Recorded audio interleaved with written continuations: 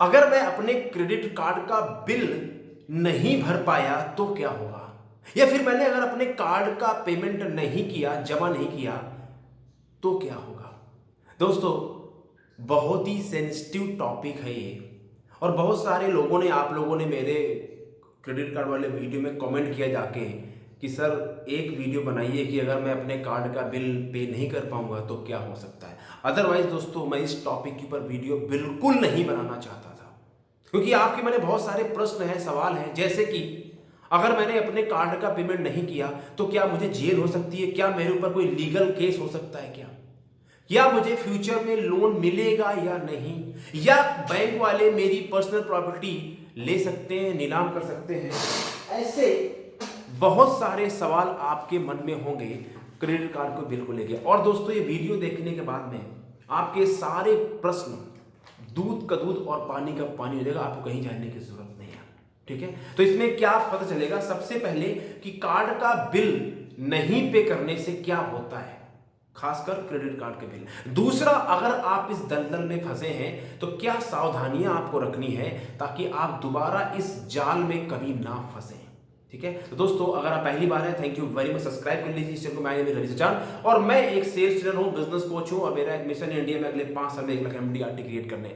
दोस्तों, एक बात मैं आपको और बताता हूं, इस वीडियो का जो मकसद है या इस वीडियो का पर्पस ये नहीं है कि आप अपने क्रेडिट कार्ड का बिल ना जमा करें या आप पर्सनल लोन ले लें और ना भरें। यानी आपको उकसाना नहीं है कि आप लोगों का पैसा लेके पैसा ना दें, ये इसका मकसद नहीं है, बल्कि आपको जागरूक करना है और आपको सचेत और अवेयर करना है कि आप ऐसी गलती फ्यूचर में ना करें, और अगर इस दलदल में फंसे हुए हैं तो इससे बाहर कैसे आ सके।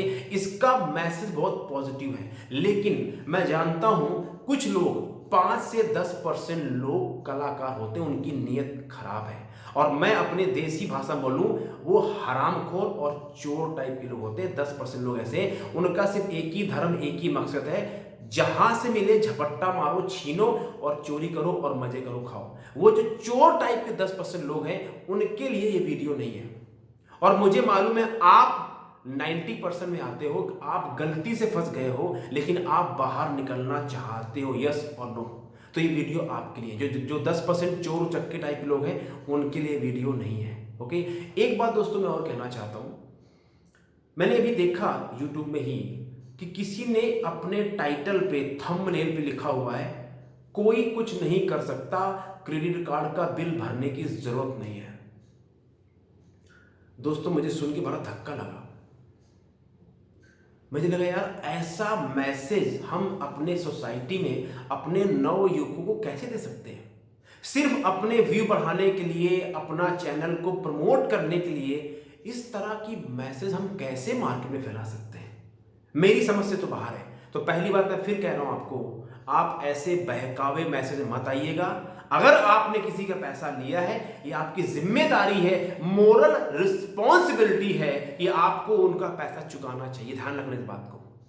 तो फिर अब मैं आपको बताता हूं कि अगर आप कार्ड का बिल नहीं जमा करते हैं तो क्या होता है, स्टेप बाय स्टेप चलेंगे ताकि आपके सारे कंफ्यूजन दूर हो जाए। देखिए, सबसे पहले शुरुआत कहां से होती है अगर आप कार्ड का बिल नहीं जमा करते। सबसे पहले जब आप बैंक का पैसा इस्तेमाल करते से कार्ड होता है तो उनकी एक बिलिंग साइकिल होती है, राइट, जिसमें आपको 30 दिन प्लस तकरीबन 45 दिन का समय मिलता है, जिसके ऊपर आपसे बैंक कोई पैसा ब्याज नहीं लेता। अगर आप टाइम से बिलिंग डेट के पहले या बिलिंग डेट के लास्ट डे पर पेमेंट कर देते हैं तो आपको कोई टेंशन, कोई खतरा नहीं है। खतरा कहां शुरू होता है, जब आप बैंक का पैसा इस्तेमाल किया और इस्तेमाल करके भूल गए, सोचा ये तो आपके चाचा की प्रॉपर्टी है, पैसा इस्तेमाल कर लिया, शॉपिंग कर ली, सब कर लिया, अब पैसा कौन भरेगा, आप भरेंगे, राइट। तो पहले काम जब आप यूज किया तो बैंक आपको ईमेल भेजता है, रिमाइंडर देता है, मैसेज देता है कि सर आपका लास्ट ड्यू ये है। उसमें दो देता है, एक आपका कंप्लीट फुल अमाउंट और दूसरा बोलता है मिनिमम पेमेंट, जहां पे लोग फंस जाते हैं,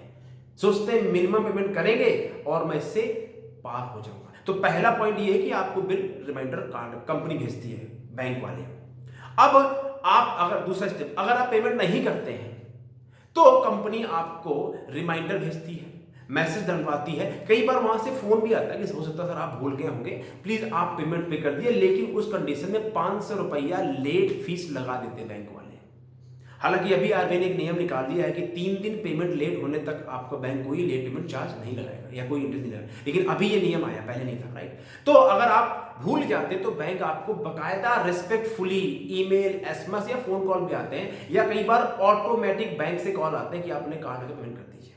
अब अगर तभी भी अगर आपके कान में जू नहीं थी तो बैंक के कान खड़े होते हैं कि पता नहीं क्या चक्कर है। फिर बैंक आपको लगातार ट्रेस करता है, आपको एक बिलिंग साइकिल और मौका देता है। अब 2 महीने से अगर आपने बिल पे नहीं किया तो बैंक के कान खड़े हो जाते हैं कि यार ये बंदा चाहता क्या है। फिर वो आपको फोन करते हैं और ज्यादा थोड़ा सा तेजी लाते हैं, अग्रेसिव आते हैं अपने पेमेंट को फॉलो करने के लिए। लेकिन अगर आप बिल्कुल रिस्पॉन्स ही नहीं करते हैं तो बैंक फिर क्या करता है, आपका 90 दिन के अंदर आपके कार्ड को ब्लॉक कर देता है, ठीक है। फिर आप उसका इस्तेमाल नहीं कर पाते, और फिर क्या करता है बैंक जो है लीगल तरीके से आपसे 90 दिन के बाद में आपका, क्योंकि आप फोन कर नहीं उठाएंगे, अगर आप बैंक से बात करते रहेंगे, अपनी समस्या बताएंगे तो ठीक है, बट अगर आप बैंक को रिस्पॉन्स नहीं करेंगे तो फिर बैंक उसमें लीगल टीम को हायर करता है। वो उसका काम क्या होता है, तीसरा स्टेप क्या है, जब वो लीगल टीम को हायर करते हैं, उनका ऑलरेडी सब सिस्टम बना हुआ है। लीगल किसी वकील का नोटिस आता है आपके घर में बाकायदा एड्रेस पे, कार्ड नंबर के सहित कितना आपने इस्तेमाल किया है क्या नहीं है, कितना आपको पे करना है विद इंटरेस्ट। उसमें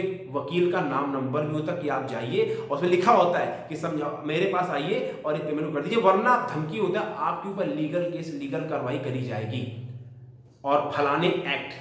अब जो नॉर्मल लोग होते हैं वो डर जाते हैं, अरे यार पता नहीं क्या बवाल हो गया, लेकिन उनका मकसद क्या होता है, जो लीगल नोटिस आता है, लीगल नोटिस भेजने का एक ही मकसद है कि आप एक लीगल उसमें फ्रेम में आके आपके अंदर एक माइंड में फियर आए और आप उस पैसे को दें जो कि आपको देना चाहिए, राइट। तो अगर लीगल एक्शन, जो लीगल टीम होती है वो आपको करीबन 2-3 महीने तक फॉलो करते हैं, ठीक है। अगर 2-3 महीने तक आप उनकी बात मान गए तो ठीक है, अदरवाइज फिर वो केस लीगल टीम के हाथ से चला जाता है। तो लीगल टीम कई बार आपको बुलाती भी है, ऑफिस आ जाइए, they are like a intermediary, right. वो आपको समझाते भी हैं कि देखिए गलत होता है, आप ऐसा हो जाए, तो ऐसा नहीं है। लीगल टीम काउंसलिंग करती है, क्योंकि बहुत सारे यंग बच्चे गलत तरीके से फंस जाते हैं। लेकिन अगर आप उनकी बात भी नहीं मानते हैं तब फिर बैंक ना चाह, सबसे लास्ट जो दोस्तों काम होता है वो क्या होता है, रिकवरी टीम। जब लीगल के आप हाथ में केस चला गया तो बैंक, इसको बोलते हैं बैंक के खतरे घंटी बज गई। अब बैंक को पता है भैंस गई पानी में, वो सीधे रिकवरी टीम वालों को केस आपका हैंडओवर कर देते हैं। अब ये रिकवरी टीम वाले समझ लीजिए कि ये एमराज के बराबर हैं। सॉरी मैं वर्ड इस्तेमाल कर रहा हूँ क्योंकि मेरा पर्सनल एक्सपीरियंस है, मैं आपको अपनी पर्सनल लाइफ की भी स्टोरी सुनाऊंगा, ये रिकवरी वाले कैसे बिहेव करते हैं, कैसे बर्ताव करते हैं। तो दोस्तों ये जो रिकवरी टीम होती है, इनको सारे हथकंडे पता होते हैं, साम दाम दंड भेद, और इनके पास लीगल कुछ अधिकार भी होता है। और ये कस्टमर से बड़े प्रेम से शुरू करते हैं, कैसे क्या, बड़ी सिंपैथी से बात करना शुरू करते हैं। उसके बाद फिर ये अपना असली रूप में आते हैं। आप चाहे इनसे प्यार से भी बात करें या जैसे बात करें, लेकिन ये आपको मेंटली टॉर्चर करना शुरू कर देते हैं। जब आपके बस की नहीं थी तो क्यों इस्तेमाल किया, क्यों खरीदा, बाप की प्रॉपर्टी आपकी, क्यों लिया था, देना तो पड़ेगा। मतलब ऐसी ऐसी बात करेंगे कि आदमी को सुन के लगे यार क्या गुनाह कर दिया। बहुत ज्यादा मेंटली टॉर्चर करते हैं। तो पहले तो ये सिलसिला फोन पे शुरू होता है। अगर आप फोन नहीं उठाते हैं, स्विच ऑफ कर दिया, फोन चेंज कर दिया, तो फिर ये रिकवरी टीम वाले आपके घर पे और ऑफिस के एड्रेस पे आते हैं। अब अगर आपने अपना ऑफिस और घर एड्रेस भी चेंज कर दिया, कुछ लोग कर देते हैं, तब क्या करते हैं, तब भी छोड़ते नहीं है। ये जो आपका नंबर होता है उस नंबर के थ्रू देखते हैं आपने किसका रेफरेंस में नंबर दिया था बैंक में, उसके आपके जानकार, भाई, रिश्तेदार, ऑफिस कलीग, हर जगह ये रिकवरी वाले आपको ट्रेस करते हैं। जैसे कोई पानी में डूब रहा होता है ना, और डूबते को जो मधुमक्खी होती है वो छोड़ती नहीं, ऐसे रिकवरी वाले डूबते इंसान को छोड़ते नहीं है। ये पूरा जोर लगा देते हैं आपको पाने में। अगर आप वहीं रहते हैं जहां पे आपने, जिस एड्रेस से आपने कार्ड इस्तेमाल किया है, तो घर में विजिट करेंगे, आपके पास आएंगे, और अगर आप मिल जाएंगे तो आपको डराएंगे, धमकाएंगे कि देना तो पड़ेगा। मतलब ये आरबीआई की जो गाइडलाइंस है दोस्तों, उसको फॉलो नहीं करते।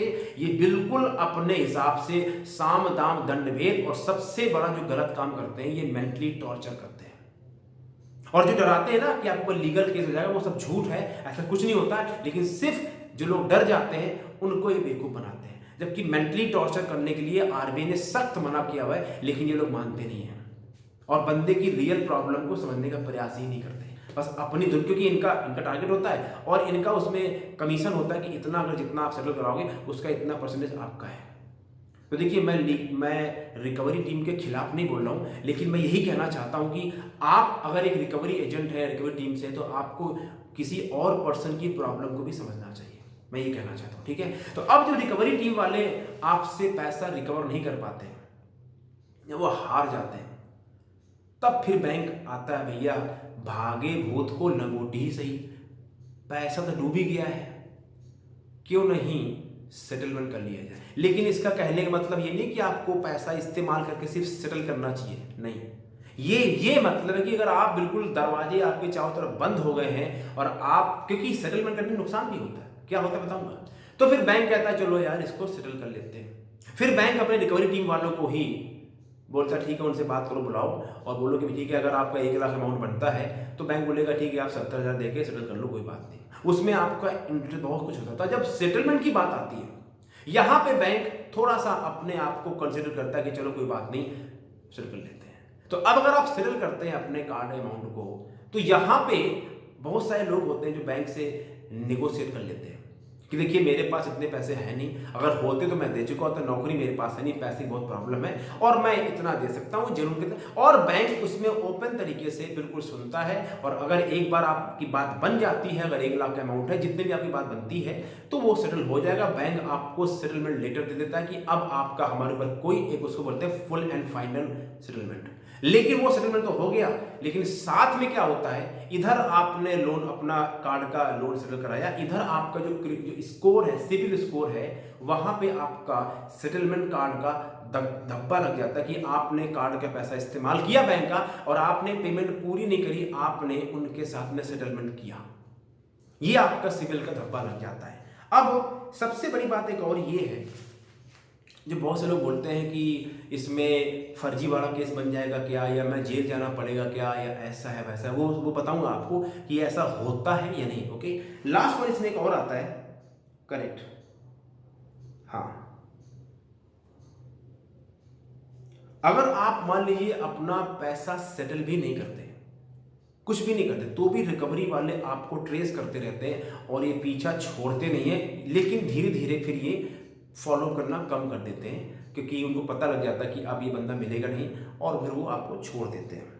अब यहाँ पे समझिए बैंक क्या चाहता है। देखिए, आपने कार्ड का पैसा इस्तेमाल किया, जैसे भी आप उस दलदल में फंसे, जो भी हुआ, या जैसे मैं फंसे, तो बैंक क्या चाहता है, बैंक कभी भी कोई लीगल एक्शन नहीं चाहता। बैंक कभी किसी तरह का कोई प्रॉब्लम क्रिएट नहीं करना, क्योंकि बैंक एक बिजनेस पर्सन है, बैंक एक संस्था है जिसका एक मकसद है कस्टमर को सर्विस देना और पैसे कमाना। बैंक का पर्पज है प्रॉफिट कमाना, राइट। तो फिर बैंक चाहता क्या है, बैंक ये चाहता है जो उसने पैसा मार्केट में दिया है वो पैसा उसको मिले।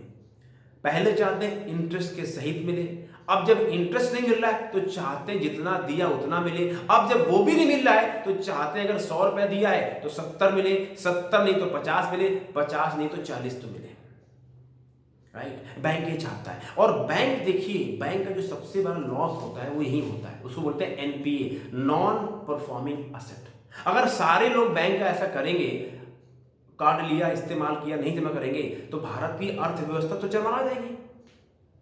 मतलब बैंक का पैसा पब्लिक का पैसा है ना, कोई अपने जैसे तो नहीं। तो बैंक बिजनेस कर रहा है, तो अगर उसका एनपीए बढ़ता चला जाएगा, लोग लोन लेंगे, लोग कार्ड इस्तेमाल भरेंगे नहीं, तो बैंक तो खत्म हो जाएगा। तो बैंक हमेशा अपने एनपीए का जो रेशियो होता है उसको कम से कम रखना चाहता है। उनको पहले पता है कि हमारा इतना पैसा बाजार में बटेगा तो इतना पैसा वापस नहीं आएगा, उनकी कैलकुलेशन सेट है। लेकिन उनका टारगेट ये होता है कि जो एनपीए का जो रेट है वो हमेशा कम से कम रखा जाए। और देखना कभी बैलेंस शीट किसी बैंक वालों की, जब उनके क्वार्टर रिजल्ट्स आते हैं तो जैसे उनका एनपीए कम होता है, एनपीए कम होती है, इनका प्रॉफिट दम बूम कर जाता है, राइट। तो बैंक हमेशा अपना एनपीए कम रखना चाहता है, ये बैंक चाहता है। बैंक कभी भी नहीं चाहता कि इस तरह की प्रॉब्लम क्रिएट हो। अब जो मैंने बताया, आपका जो सिविल स्कोर है, सिविल स्कोर में दाग लग जाता है। लेकिन कुछ लोग ऐसा कहते हैं कि नहीं जी, अगर एक बार मैंने कार्ड सेटल करा दिया तो मुझे कभी जिंदगी में लोन नहीं मिल, ऐसा नहीं है। मैं आपको अपनी लाइफ बताता हूँ, 2009-10 की बात है, जब मैं इस कार्ड के जाल में, मेरे ऊपर करीबन 1 लाख रुपए के आसपास हो गया था। अब मैं इतना डरा हुआ था, मैं 2-3 मकान मैंने शिफ्ट किए इस चक्कर में, और आगे रिकवरी वाले घर पे आगे। उस समय जॉब थी नहीं। मैंने उनको साफ शब्दों को बताया, मेरा इंटेंशन ठीक है, मैं कोई चोर उचक्का नहीं हूँ, ठीक है, अभी समय थोड़ा खराब चल रहा है, आप अपने बैंक से बात कर लीजिए, इतना अमाउंट है, कितने सेटल करोगे, मेरे पास जो तो औकात है मैं आपको दे दूंगा। मैंने साफ साफ उनसे बात करी, 1.5-2 महीने के अंदर मैंने कहीं से अरेंज करके उनका सेटल किया, टाटा बाय बाय किया। और उसके बाद फिर जब मैंने जॉब करना शुरू किया तो मैंने लोन लिया बैंक से, तो 3-4-5 साल के बाद में।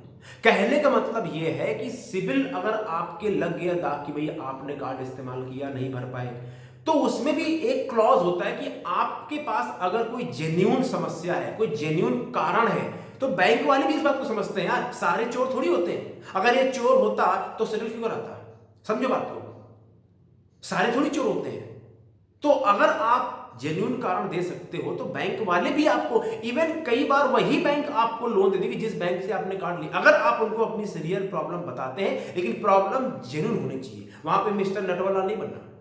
और दूसरा एनबीएफसी वाले हैं, वो थोड़ा ज्यादा आपसे ब्याज लेंगे लेकिन आपको लोन दे देते हैं। तो अगर कोई ये कहता ना कि नहीं एक बार कार्ड सेटल करने से कभी जिंदगी में लोन नहीं मिलता, वो सब बकवास है। मैं आपको अपनी लाइफ से बता रहा हूं, लेकिन इसका मतलब ये नहीं कि आपको कार्ड सेटल करना चाहिए। बहुत दर्द होता है दोस्तों जब रिकवरी वाले फोन करते हैं। मुझे याद है मैं सुबह सो के नहीं उठ पाता था और मेरे फोन में 10 मिस कॉल पड़ी होती थी, बैंक वालों की, रिकवरी वालों की, वकील की। और दोस्तों अब आप में पैसे भी नहीं है, जॉब भी नहीं है, इधर से दबाव आ रहा है, ऐसा लगता है कहाँ जाएं, क्या करें क्या ना करें। हो सकता है आप उस दौर से गुजर रहे हो, तो मैं आपको दर्द को समझता हूँ दोस्तों, लेकिन उस दौरान भी हिम्मत नहीं हारना। आपको भगवान विश्वास होना चाहिए कि मैं जिसने जैसे मैं फंसा हूँ, एक बार गलती करी है, दोबारा यहाँ फंसूंगा नहीं। दोस्तों उसी समय मैंने डिसाइड किया था लाइफ में कि कभी जिंदगी में इस कार्ड के पैसे को अपने बाप की प्रॉपर्टी नहीं समझूंगा। मैं साला एक बार खाना खा लूंगा, मैं फटे हुए जूते पहन लूंगा, मैं नोकिया 1100 फोन चला लूंगा, मैं फिल्म देखने पीवीआर नहीं जाऊंगा, मैं किसी को ये नहीं दूंगा मैं अमीर हूं, मैं अपनी औकात में रहूंगा, लेकिन भैया कभी अपने औकात से ज़्यादा अपने कार्ड को इस्तेमाल नहीं करूँगा। कसम खा ली थी। और आज उसका दोस्तों वो जो लेसन मिला लाइफ में जब मैं 23-24 साल का था, उसकी बदौलत आज ये है मैं एक वर्किंग प्रोफेशनल हूँ और मैं ठीक ठाक बिजनेस चलाता हूँ। लेकिन साला मेरे ऊपर किसी का चमन्नी का कर्जा नहीं है। रात में बड़ी शांति से नींद आती है, रात में सोता हूँ तो ये टेंशन नहीं कि वो बैंक की ईएमआई कहाँ जाएगी।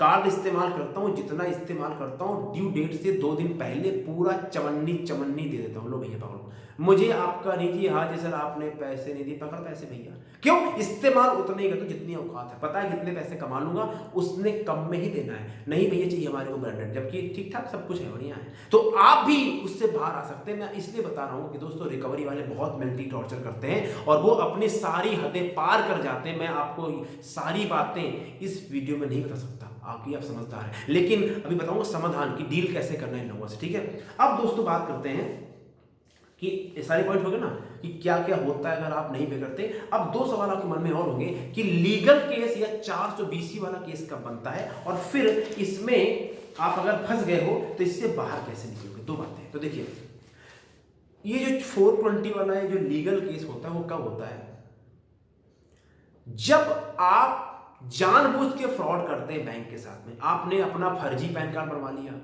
फर्जी आधार कार्ड बनवा लिया, फर्जी एड्रेस दे दिया और आपने उसके बेस पे लोन ले लिया और आपने कार्ड बनवा लिया, चापलूसी करी आपने, या एक ही नाम से कई सारे बना लिए, एक ही आदमी ने कई सारे लोन ले लिए, ऐसा बहुत है बीच में, राइट। या आपने कोई फर्जी कंपनी खोली, एम्प्लॉय दिखाए और उनके साथ दिखा के कंपनी नाम से लोन ले लिया। फिर दोस्तों जब वो ऐसा होता है तो फिर वो केस पुलिस में जाता है। फिर उस केस को अगर छोटा अमाउंट है 10, 15, 20 लाख तो पुलिस देखती है, अगर 50 लाख से ऊपर का अमाउंट है 1 करोड़ 2 करोड़ जैसे रियल एस्टेट बिल्डर जो होते हैं, फिर ये केस चला जाता है इकोनॉमिक ऑफेंस विंग में, जहां पे इकोनॉमिक ऑफेंस की जो टीम होती है वो इसकी इन्वेस्टिगेट करती है। आपके केस में मैटर है नहीं, 2, 4, 5 लाख की बात है, बैंक इस केस को लीगल केस में लेके जाता नहीं है। बैंक के कान जब खड़े होते हैं 10 लाख के ऊपर का केस होता है।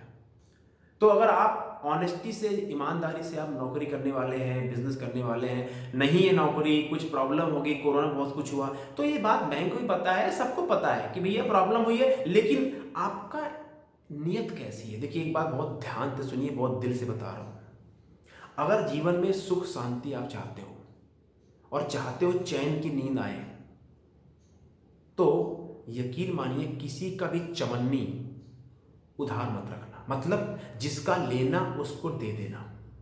अगर आपकी नीयत में ये आ गया कि मैं इसका पैसा मार जाऊं, इसका खा जाऊं, इसकी टोपी उसके सर करने लगे और एक बार इसकी आदत लग गई और आप इस दलदल में फंस गए, तो कभी जिंदगी में चाहे कितना कमा लो, कितना बढ़ा लो, कभी जिंदगी में आपको शांति मिलेगी। इसलिए आप जिस भी हालत में हैं, चाहे जितनी प्रॉब्लम हो, ये अपने दिल में रखना, भगवान को साक्षी मान के कि मैं फंस तो गया हूँ भगवान, लेकिन मैं ऑनेस्टी से इनका पैसा दूंगा, मेरी आप मदद करो।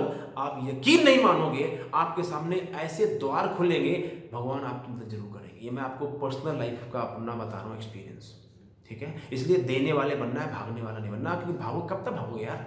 आप कोई चिल्ली चोर थोड़ी हो कि साला किसी की 10 20 50 वाले भागने वाले। अरे आपको लाखों रुपए कमाना है यार महीने में, आपको बड़ा आदमी बनना है। कब तक साला भागोगे किसी 10 20 50 हजार? बोलो साहब नहीं भागना यार, मैं पे करूँ, बोलो मैं पे करूँ भाई, मैं भागने वाला चोर चक्का नहीं हूँ। बनिए ऐसा, ठीक है ना। तो कोई आपको लीगल केस होने वाला नहीं है। अगर आपने फर्जी वाला किया है तो हो सकता है, बट आप चूंकि ईमानदार हो इसलिए होगा नहीं। अब बात करते हैं कि इससे बाहर कैसे निकलेंगे, दोबारा इस दलदल में कैसे फंसेंगे। तो मैं एक वीडियो और बनाऊंगा जिसमें मैं आपको 5 आपको तरीके बताऊंगा डेट मैनेजमेंट के, कैसे अपने कर। उसमें मैं आपको कार्ड की बात बताऊंगा, उसमें मैं आपके सारे लोन की बात बताऊंगा, उसमें सारे लोन मैनेजमेंट में आपको बताऊंगा। अब जो बताऊंगा कि इस तरह के दलदल में कैसे ना फंसे, क्या ध्यान रखना है। पहली बात, अगर आप इस दलदल में फंस गए हो और आपको रिकवरी वाले फ़ोन करते हैं, आपको लीगल नोटिस आ रहा है, आपको डरा रहे हैं, आपको धमका रहे हैं, तो सबसे पहले डरना बंद कर दीजिए। कोई कुछ नहीं कर सकता।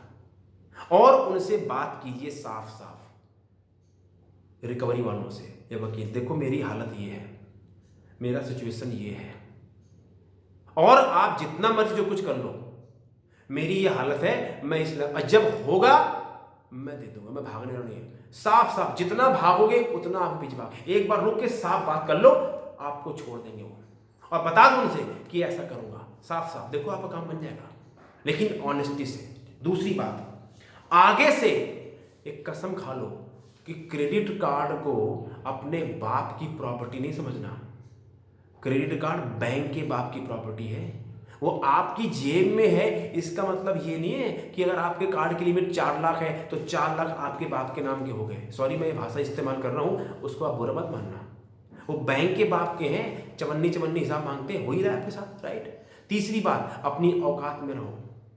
दूसरों को दिखाने के लिए ब्रांडेड शर्ट, आईफोन, ब्रांडेड जूता, और फिल्म देखने जा रहे हैं तो सबसे लग्जरी वाला हमारा होना चाहिए, बड़ा वाला पॉपकॉर्न, घूमना फिरना, मौज मस्ती, कोई साथ नहीं देता। अब आप प्रॉब्लम फेस कर रहे हो ना, कौन आपके साथ दे रहा है? कितने यार दोस्त इस तरह आपके साथ आ रहे हैं, बताइए। फंसे तो आप हो ना, इसलिए अपनी लिमिट में, अपनी औकात में रहिए। चौथी बात, हमेशा कुछ पैसे बचाने का प्रयास कीजिए। कुछ पैसे, अगर आप 20,000 कमाते हो, उसका एक नियम है, थंब रूल है, 10% बचाओ। 10,000 कमाते हो, 1,000 बचाओ। पहले कमाओ, फिर कुछ चैरिटी दो। मतलब चैरिटी, हाँ, क्यों? हमारी तो हालत खराब है, ये नियम होता है, कुछ दोगे तो आपको मिलेगा। चैरिटी दो, फिर बचाओ, फिर इन्वेस्ट करो, और फिर बचे तब खर्च करो। यहाँ उल्टा होता था ना, आया नहीं, पहले खर्चे ब्याने बांध रखे यहाँ। यही तो प्रॉब्लम है। पहले कमाओ, फिर कुछ चैरिटी दो, फिर बचाओ, फिर इन्वेस्ट करो, जब बचे तब खर्च करो। आ रही बात समझ में आपको? इसलिए लास्ट बात ये है, भगवान पर भरोसा रखिए। अब जो हो गया सो हो गया, अब सुधरने का निर्णय लीजिए। यकीन मानिए, आप अगले 6 महीने से 1 साल के अंदर बिल्कुल इससे बाहर आ जाएंगे, बिल्कुल बाहर आ जाएंगे। और चूंकि मैं 3 कार्ड के जाल में फंस चुका हूं, और थैंक्स कि मैं इस शुरुआती दौर में हो गया 24 से 25 साल की एज में, तो मैंने धक्के खा के इतनी प्रॉब्लम से सीखा, मुझे किसी ने सिखाया। मैं आपको अपनी लाइफ का एक्सपीरियंस शेयर कर रहा हूँ, और मैं प्रार्थना करता हूँ भगवान से कि आप इससे बाहर निकले और दोबारा इस दलदल में कहीं फंसना नहीं है, ठीक है। अगली वीडियो बताऊंगा कि आप इस कर्ज को मैनेज करने के 5 तरीके क्या है। मेरी आपसे विनती ये है कि अगर आपको वीडियो अच्छा लगा हो, थैंक यू वेरी मच, आप इसमें कमेंट्स कीजिए, सब्सक्राइब कर लीजिए। टेक केयर और गॉड ब्लेस, और ध्यान रखना आगे से ऐसी गलती नहीं करनी है। अगर आपको अच्छा लगा तो अपने कम से कम 5 दोस्तों को इस वीडियो को शेयर कीजिए। टेक केयर, गॉड ब्लेस, धन्यवाद।